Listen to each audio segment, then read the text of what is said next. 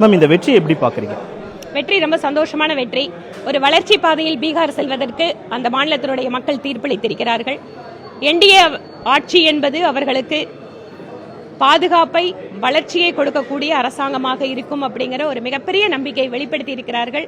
குறிப்பாக பீகார் சகோதரிகளுக்கு மகளிர் அணியினுடைய தேசிய தலைவர் என்கின்ற முறையில் என்னுடைய வாழ்த்துக்களையும் அவர்களுக்கு என்னுடைய வணக்கங்களையும் தெரிவித்துக் கொள்கிறேன். 10,000 ரூபாய் வேலை செஞ்சிருக்குன்ற குற்றச்சாட்டுலாம் உங்க மேல வைக்கிறாங்க. இந்த குற்றச்சாட்டுகளை எப்படி பாக்குறீங்க? இதைவிட மோசமாக பெண் வாக்காளர்களை அவமானப்படுத்த முடியாது. 1,40,00,000 ஜீவிகா பெண்கள் சுயதை குழுக்கள் வாயிலாக 30 லட்சம் ரூபாய் வரை அவர்கள் எந்தவித உத்தரவாதம் இல்லாமல் கடன் பெறுவது மட்டுமல்ல, அவர்களுக்கான புதிய வேலை வாய்ப்புகள், அது ஜன்தனா இருக்கலாம், முத்ரா யோஜனாவா இருக்கலாம், அந்த மாதிரி பல்வேறு திட்டங்கள் அங்கு பெண்களுக்காக நிறைவேற்றப்பட்டதில் எங்களுக்கு வளர்ச்சி என்பது இந்த அரசாங்கத்தின் வாயிலாகத்தான் நடக்கும் என்பதை அவர்கள் உணர்ந்திருக்கிறார்கள். 10,000 ரூபாய் என்று அவர்களை சிறுமைப்படுத்துவது கண்டனத்திற்குரியது. ராகுல் காந்தியினுடைய யாத்திரை என்பது மிகப்பெரிய தாக்கத்தை பீகாரில் ஏற்படுத்தும் இங்க இருக்கக்கூடிய முதலமைச்சர் அவர்கள் தெரிவித்திருந்தார்கள். தாக்கத்தை ஏற்படுத்தியிருக்கார். நம்ம முதலமைச்சர், மரியாதைக்குரிய முதலமைச்சருக்கு பாவம் பீகாரோட டைனமிக்ஸும் தெரியாது, காங்கிரஸ் பத்தியும் ஓவரா எஸ்டிமேட் பண்ணியிருக்காரு. திரு ராகுல் காந்தி சொன்னதெல்லாம் பொய்யுங்கிறது இப்ப புருவாயிடுச்சு. இப்ப பீகார் மக்கள் காங்கிரஸையே துடைத்தெறிய சூழலை உருவாக்கி கொண்டார்கள். அதனால் இனிமேலும் காங்கிரஸ் ஒரு பெரிய தேசிய கட்சி என்று நம்பிக்கொண்டிருந்தால் ஏமாற்றம் அவருக்கு தான். பீகாரினுடைய இந்த வெற்றி என்பது தமிழகத்தை பாதிக்காதுன்னு செல்வ பெருந்தகை போன்றவர்கள்லாம் சொல்றாங்க.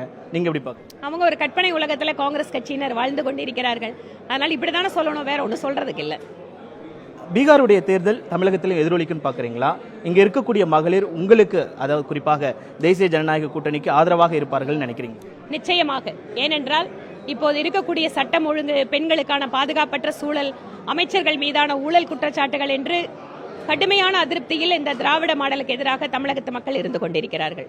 தேசிய ஜனநாயக கூட்டணி ஒரு புறம், ஏற்கனவே மறைந்த முதல்வர் செல்வி ஜெயலலிதா அம்மையார் மீது இருக்கக்கூடிய அபிமானம், பெண்களுக்கு அவர் மீது இருந்த நம்பிக்கை, அவர் பெண்களுக்காக கொடுத்த திட்டங்கள் மீண்டும் வர வேண்டும் என்று நினைக்கிறார்கள். கூடவே பிரதமர் மோடி அவர்கள் பெண்களை மையப்படுத்திய அரசாங்கத்தினுடைய திட்டங்களை அவர்கள் ஒவ்வொரு வீட்டிலேயும் உணர்ந்திருக்கிறார்கள்.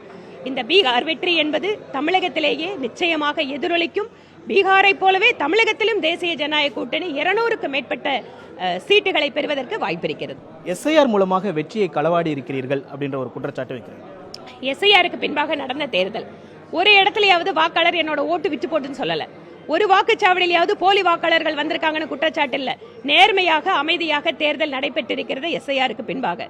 இந்த மாதிரிலாம் நடக்க கூடாதுங்கிறதுக்காக தான் திமுக கவர்மெண்ட் எஸ்ஐஆருக்கு கோஆபரேஷன் பண்ணாம அவங்களை எதிர்த்து போராடிட்டு இருக்காங்க. இதுதான் யதார்த்தம். ஆனால் தமிழகத்து மக்கள் எஸ்ஐஆருக்கு ஒத்துழைப்பு கொடுப்பார்கள். எஸ்ஐஆருக்கு பின்பாக இங்கு உண்மையான வாக்காளர்கள் மட்டுமே வாக்காளர் பட்டியலில் இருப்பார்கள். பொய் வாக்காளர்கள் தூக்கி எறியப்படுவார்கள். இவையெல்லாம் தான் திமுகவோட பயத்துக்கு காரணம்.